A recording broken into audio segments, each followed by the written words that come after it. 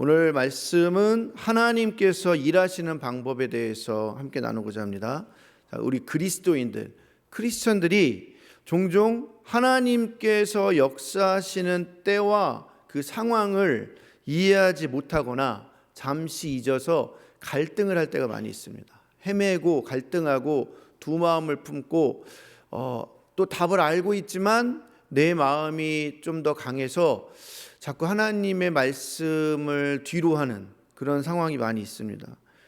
성경을 잘 살펴보시면 하나님께서 역사하시는 상황이 그 갖고 있는 특징들이 있어요.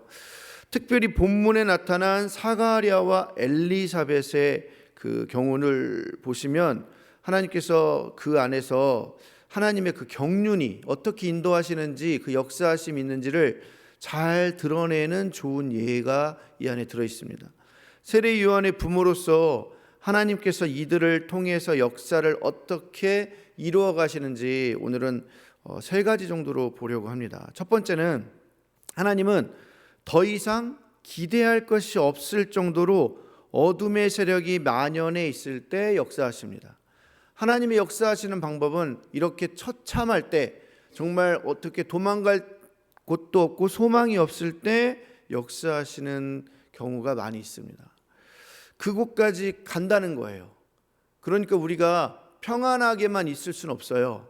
하나님의 역사하심을, 진정한 그 일하심을 보려면 어쩔 수 없이 그 어둠에도 가야 되고 심한 갈등에도 가야 되고 소망이 없음에도 처해져야 돼요. 그래야 하나님의 뜻을 분명하게 알 수 있어요.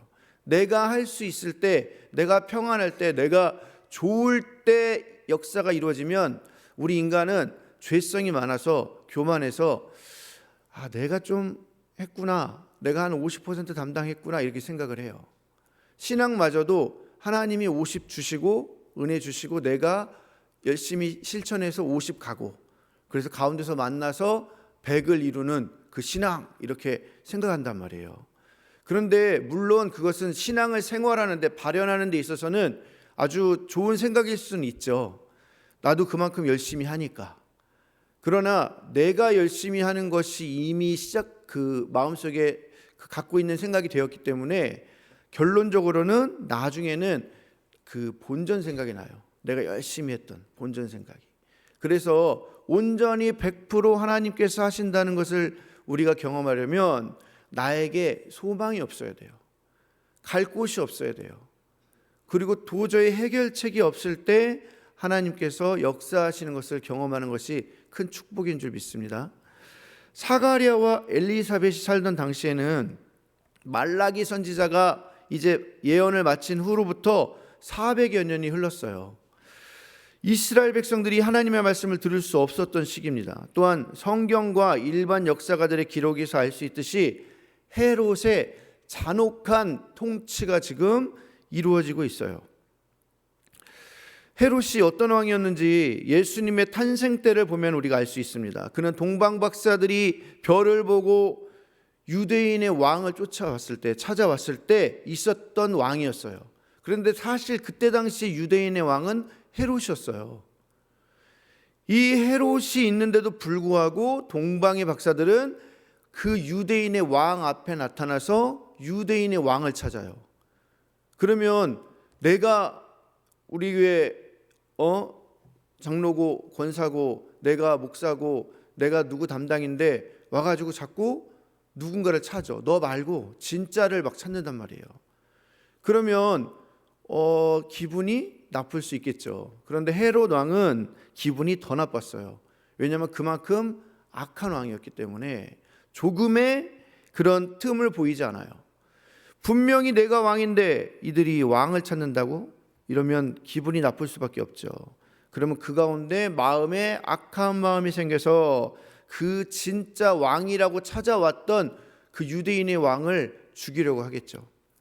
그래서 동방박사들이 그 하나님의 인도함을 받아서 헤롯을 피해서 고향으로 돌아간 사이에 헤롯이 동방박사를 찾아도 소용이 없고, 그럴 때 어떻게 해요? 그 별이 나타났다는 그 시기를 따라서 2세 이하의 아이들을 죽여버려요. 처참한 거예요. 그만큼 엄청난 악행을 하던 그 유대인의 왕 헤롯, 이 헤롯의 괴계가 판을 치는 상황이었단 말이에요. 헤롯은 이렇게 잔혹하고 사악한 자였어요. 그런데 그 출신이 에돔 출신이에요. 에돔 출신인데 이스라엘의 통치를 맡아서 로마의 꼭두각시 역할을 하고 있는 거예요. 그러니 이 이스라엘 백성들이 얼마나 힘들었겠어요. 이렇듯 하나님의 정의와 통치, 이런 뜻이 전혀 이루어지지 못하는 말도 안 되는 꼭두각시 역할을 하고 있는 그 헤롯이 통치하고 있는 이 시기의 이스라엘 백성들, 그 백성들이 우리가 생각하는 정도의 그 이상의 수준의 엄청난 핍박을 받았다는 것은 여러분들은 역사적으로 또 성경 공부를 좀 하신 분들은 알고 계실 거예요.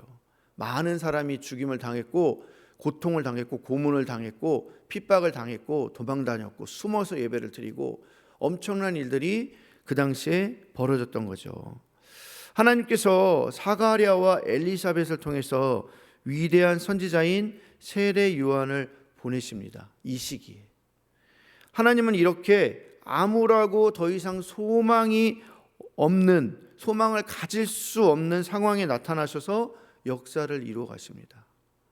암흑에 암흑을 더하는 그 수백 년의 시간이 흐른 그 끝점에 그 당시에 이렇게 세례 요한을 보내셔요. 사가랴를 통해서. 그러면 이제 하나님의 일이 시작된다는 뜻이에요. 여러분들이 잘 아시겠지만 세례 요한은 예수님이 오시기 직전에 바로 몇 개월 전에 태어난 사람이에요. 그리고 예수님의 길을 예비하신 사람이에요. 그 사람이 나타나서 이제 우리 그리스도, 너희들이 기다리는 메시아가 오실 것이라는 것을 광야에서 소리 높여 외칩니다. 목숨 바쳐서. 그 바로 아들, 그 아들의 아버지가 바로 사가랴, 엄마가 엘리사벳입니다. 이 시기에 이렇게 우리에게 보내주신 이 세례 요한, 또 두 번째로 보시면 하나님은 부적합하다고 보여지는 사람을 사용하세요. 이 세례 요한의 부모가 사가랴와 엘리사벳인데 문제는 이들이 오늘 말씀에 나이가 많아서 아이를 낳을 수가 없대요. 어쨌든 성경의 말씀대로라면 이제는 진짜 아이를 낳을 수 없다는 뜻이에요. 조금의 여지가 없다는 뜻이에요. 그런데 그들에게 아이를 지금 주시는 거예요. 아이가 없어서 이들은 사실 많은 고통 속에 있었어요. 오랫동안. 당시에는 자녀가 없으면 부끄러운 일이었단 말이에요. 심지어 저주를 받았다고 해요. 이러한 시기에 그들은 나이도 너무 많아서 더 이상 기대할 수조차도 없었어요. 주변에 있는 어느 누구도 사가랴와 엘리사벳을 긍휼히 여기지 않았어요. 왜냐? 하나님의 저주를 받았다고 생각하니까. 이런 오해와 소외를 당하면서 사가랴는 지금 자신의 일을 하고 있는 거예요. 어느 누구도 엘리사벳과 사가랴가 아이를 가질 수 있으리라고 생각하지 못했을 것입니다. 하물며 당사자들도 포기했어요. 본인들도 이제는 아이를 가질 수 없다라고 상상하지 못했단 말이에요. 그러나 하나님은 바로 이러한 상황에서 메시아의 길을 예비하는 선지자 세례 요한이 태어날 수 있도록 하셨습니다. 하나님은 더 이상 소망할 것이 없는 상태의 사람들을 통해서도 하나님의 역사를 이루셨습니다. 그 암울한 시기뿐만 아니라 소망이 없는 사람들을 써서까지 하나님의 일을 하세요. 그리고 중요한 세례 요한, 그 선지자를 낳게 하십니다. 그러나 하나님은 바로 이러한 상황에서 이렇게 메시아의 길을 예비하는 세례 요한을 주셨지만 사가랴는 그 말을 처음에 믿지 않았죠. 그래서 어떻게 돼요? 세례 요한이 태어나기 전까지 벙어리가 돼요. 말을 못해요. 그만큼 본인들, 제사장이라는 그 직분을 가진 자조차도 하나님의 말씀을 믿지 못했어요. 왜냐? 그 정도로 소망이 없고 그 정도로 이제 낙심했고 포기했기 때문이에요. 본인들도 희망을 갖지 않는 일을 하나님은 하신단 말이에요. 그때 비로소. 그러니까 이건 전적으로 하나님이 하신 일이에요. 시기와 사람과 어떤 소망과 이런 게 전혀 없는 상황이기 때문에 100% 하나님께서 하신 일이라는 것을 우리는 알 수 있습니다. 세상의 기준에서 볼 때 이들은 부적합한 자들처럼 보였지만 하나님은 그들을 쓰십니다. 하나님의 기준으로 볼 때는 이러한 자들이 하나님의 역사를 이루는데 적합한 자들이에요. 이러한 시기와 상황이 하나님의 일을 전적으로 보여주실 수 있는 아주 적절한 시기예요. 그러니까 우리가 기분 좋을 때는 뭐 사랑도 하고 원수도 사랑하고 막 뭐든지 다 퍼주고 모든 걸 희생한다고 말할 수 있지만 아닐 때 원수를 사랑하는 것, 진짜 사랑을 베푸는 것, 마찬가지로 소망이 없을 때 하나님의 역사를 우리가 볼 수 있다는 것, 그게 우리에게는 큰 축복입니다. 이렇듯 하나님의 역사하심은 우리의 생각과 기준을 초월하고 있습니다. 그럼에도 우리는 하나님을 우리의 기준과 경험 안에 가두려고 해요. 거기에 가둬놓고 기도를 해요. 내가 생각하는 기준에서 하나님 주시옵소서 해요. 나도 모르는 사이에 그렇게 기도해요. 내 바램을 하나님께 바래요. 그러니까 어떻게 돼요? 하나님이 그 안에 갇혀서 일을 하실 수가 없죠. 일을 하셔서도 안 되죠. 하나님이 우리를 너무 불쌍히 여기셔서 때로는 응답을 해주실 때도 있지만 진정으로 우리를 사랑하시면 결국은 지금 당장은 믿음이 부족해서 연약할 때 응답해 주시지만 나중에 더 성숙한 신앙인으로 만드시기 위해서는 그 자는 언젠가는 고난에 처하게 되어 있어요. 소망 없음에 처하게 되어 있어요. 왜냐? 그때 비로소 하나님을 만나게 되니까. 마지막으로 세 번째는 그의 나라와 뜻을 구하는 자들을 사용하셔서 구속사역을 펼쳐나가십니다. 그냥 부족하고 연약하고 소망 없는 사람만 꼭 있는 게 아니에요. 하나님의 뜻 안에서 늘 말씀에 순종하며 살아가는 사람을 사용하시는 게 하나님의 섭리예요. 사가랴와 엘리사벳은 주의 모든 계명과 규례를 흠이 없이 행하는 자들이라고 오늘 말씀하세요. 하나님 앞에 의인이라고 말씀하세요. 그 정도로 하나님께 인정받은 자들입니다. 이들은 제사장 가정이었어요. 그냥 제사장이 아니에요. 그냥 오늘날 명품 가정을 꿈꾸는 목사님들이 3대만 목사가 나와도 할아버지, 내 자식만 목사가 돼도 명품 가정이라고 인정받고 싶어 해요. 그리고 뿌듯하게 여겨요. 물론 좋은 의미에서는 맞는 얘기죠. 그러면 그 기준에서 볼 때 사가랴의 가정은 도대체 얼마나 지속된 제사장 가정일까요? 명품 중에서도 명품 가정이에요. 이 사가랴의 또 아내인 엘리사벳의 조상은 누구냐? 바로 모세의 형인 아론이에요. 아론의 후손들이에요. 그리고 그 아론이 있을 당시가 15세기인데 그럼 지금 벌써 1400년이 지난 거예요. 3대 정도가 아니겠죠? 1400년 동안 하나님께서 이어주신 가정이에요. 예를 들어서 어떻게 이어주셨냐? 엘리 아시죠? 엘리 제사장. 홈리와 비느하스가 엘리까지 다 죽어버렸잖아요. 그런데 그 마지막 구절에 보시면은 비느하스의 아내가 아이를 낳아요. 그 혈통이 여기까지 이어오는 거예요. 그러니까 하나님은 악한 제사장 그 아들들까지 다 죽이시지만 하나님의 계획 안에는 1400년 동안 이 반열을 지켜가시는 거예요. 아론의 후손들이 24반열이 있는데 그 중에 8번째 반열이 이 지금 후손들이 사가랴 이 제사장이에요. 이 1400년 이상을 주님께서는 하나님께서는 이어오시는 거예요. 악한 제사장이 있고 연약한 제사장이 있을지언정 하나님의 계획은 끝까지 이어가시는 거예요. 명품 중에 명품 제사장 가정이에요. 이 가정에 누가 없어요? 자녀가 없어요. 이제 대가 끊기는 거예요. 1400여 년을 이어온 대가 끊기는 아주 저주받은 상황이었단 말이에요. 그런데 이들이 의인이래요. 하나님은 그 의인을 쓰십니다. 그리고 아들을 주세요. 세례 요한을. 하나님께서 이렇게 하나님의 일을 하시는 데는 여러 가지 역사들을 우리에게 보여주시지만 어떻게 우여곡절을 끝에 하나님께서 그 길을 인도하시는지를 우리가 역사를 보면 이렇게 알 수 있어요. 이 사가랴와 엘리사벳은 비록 부끄럽고 저주받았다고 스스로도 포기하고 살았지만 늘 하나님의 일을 감당했어요.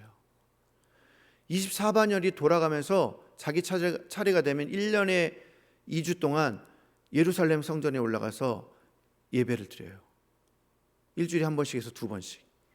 그 일을 감당했던 제사장 가문이에요. 자기 후손들도 그 일을 감당해야 돼요. 우리 조상들도 그 일을 감당했으니까.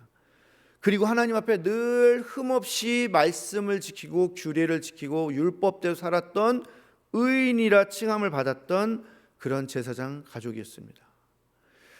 그런 가정 안에 그들에게는 흠이 너무나 크게 있었죠. 대를 이을 수 없었던, 자식이 없었던. 그럼에도 불구하고 하나님은 그들의 그 흠없음을, 의인이라 칭함을 통해서 자식을 주십니다. 그리고 그가 예수님의 길을 예비하는 자가 됩니다. 하나님은 이렇게 세상 사람들이 볼 때는 저주받았다 생각하고 소망이 없다고 생각할지 모르지만 하나님 입장에서는 의인이라 칭해 주시고 하나님 입장에서는 그 대를 이어주십니다. 하나님께서는 하나님의 일을 하십니다. 그렇게 하나님이 일하시는 방법이 이렇습니다. 그러니까 우리가 단순하게 하나님의 일을 판단해서는 안 돼요. 단순히 소망 없을 때, 고난이 있을 때만이 아니라 이렇게 하나님의 뜻대로 살아가는 그 가정 위에도 하나님의 축복이 임한다는 사실을, 하나님의 계획이 그 가운데 있다는 것을 우리는 알아야 합니다. 하나님만을 신뢰하는 그 가정, 사가랴와 엘리사벳, 이 가정이 이렇게 1400여 년 동안 지켜온 이 반열을 오늘도 이어가고 있습니다. 우리는 과연 몇 대까지 지금 이어오고 있을까요? 우리 한 대, 우리 다음 세대도 이어가기 지금 힘든 상황이잖아요. 저희는 중고등부를 맡고 있지만 우리 중고등부 아이들의 부모님이 우리 중고등부 아이들이 예배를 잘 안 드리고 신앙이 없어 보이면 마음 아파해요. 왜? 지금 신앙의 유산을 물려줘야 되는데 그 대가 끊기거든요. 신앙의 대가. 그 한 대만 끊기는 것 같아도 마음이 아픈데 얼마나 그게 귀한 일이에요. 우리는 이 일을 우리가 교회 안에서 감당해야 돼요. 그래서 우리가 다음 세대 하잖아요. 그 명품 가정, 명품 교회를 이어가려면 결국은 다음 세대가 있어야 돼요.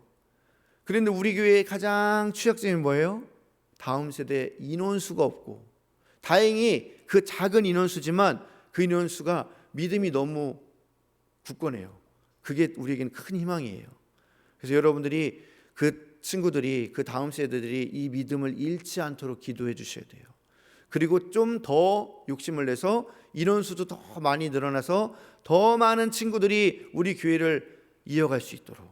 그래서 스가랴와 엘리사벳 그 가정처럼 우리도 주님이 오시는 그날까지 이 예심교회가 이 땅에서 뿌리 박아서 굳건하게 반석 위에 세워져 가기를 소망하는 마음으로 기도해야 합니다. 그러면 하나님께서 일하실 거예요. 우리 예심교회를 통해서. 하나님이 일하시는 방법은 뭐예요? 의롭다 칭함받은 예심교회를 놓고 우리의 하나님의 일을 이제 계속 진행하실 거예요. 그 일을 오늘 담당하신, 오늘 특송하신 이남전도를 통해서, 또 물려받을 삼남전도를 통해서, 또 물려받을 사남전도를 통해서 그렇게 계속 일하실 거예요. 그리고 지금 일하시는 분들도 일남전도에서 받은 거예요. 그래서 여태까지 우리 예심교회가 여기까지 서온 거예요. 그러니까 우리가 주님이 오시는 그날까지 앞으로 100년이 될지 200년이 될지, 아니면 당장 주님이 내일 모레 오실지 모르지만 우리는 마지막까지 소망이 없을지언정, 다음 세대가 좀 적을지언정 우리는 주님의 일하심을 바라보며 오늘도 말씀을 들고 기도하는 예심교회가 됐으면 좋겠습니다. 말씀을 마무리하겠습니다. 하나님의 사역은 세상이 할 수 없다고 할 때 가능한 게 돼요. 그리고 하나님의 사람은 소망이 끊어지는 경험을 하게 될 수도 있어요. 그러나 낙심할 필요는 없어요. 하나님께서는 그때 진정으로 우리에게 일하심을 보여주시니까. 그리고 또한 하나님의 계획은 그분의 뜻을 잘 알고 순종하는 자들과 함께 이루어 가십니다. 그게 저와 여러분, 우리 예심교회가 될 줄 믿습니다. 하나님께서 우리 예심교회가 하나님의 일을 하는 도구로 사용되기를 원하십니다. 그리고 또 그때 하나님께서 친히 일하심으로 움직여가는 우리 교회가 될 줄 믿습니다. 오늘도 우리가 또 때로는 삐걱하고 힘들고 어려움도 있고 지금 많은 기도가 필요한 상황이지만 이건 절대 우리가 낙심할 필요 없겠죠. 한 걸음 더 나가고 또 하나님께 더 쓰임받는 교회가 되기 위해서 우리가 기도하라는 의미였고 준비하라는 의미였고 더 마음을 굳건하게 지키라는 하나님의 뜻인 줄 믿고 우리가 그렇게 기도하면 될 줄 믿습니다. 우리 같이 찬송하시고 기도하는 시간을 갖겠습니다.